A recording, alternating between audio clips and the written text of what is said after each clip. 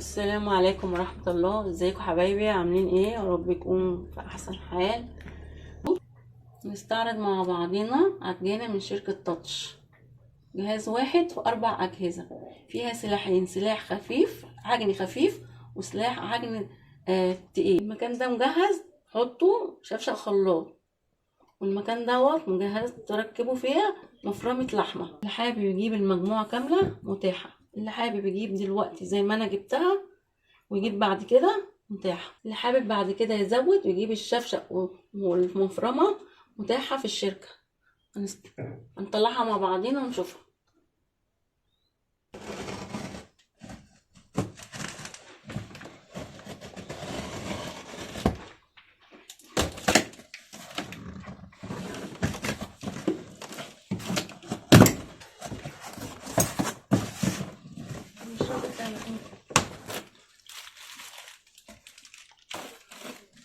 شايفين مع حضراتكم ده سلاح العجن الخفيف،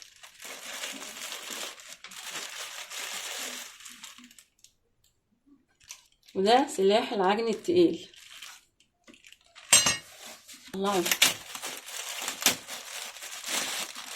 شايفين حضراتكم؟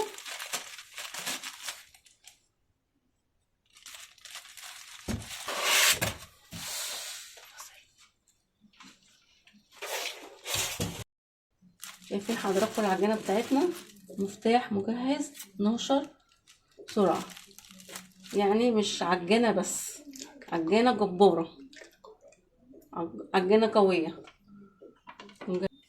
بص حضراتكم، مجهزة يركب فيها مطحنة وشفشق خلاط.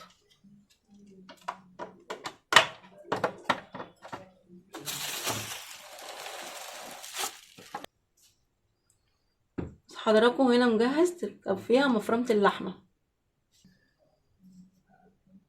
اللي حابب يجيب المجموعة كاملة متاحة، واللي حابب يجيبها زي ما انا جبتها متاحة.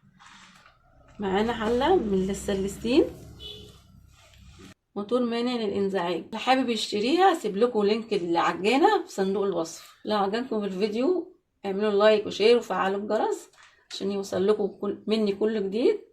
اشوفكم في فيديو جديد.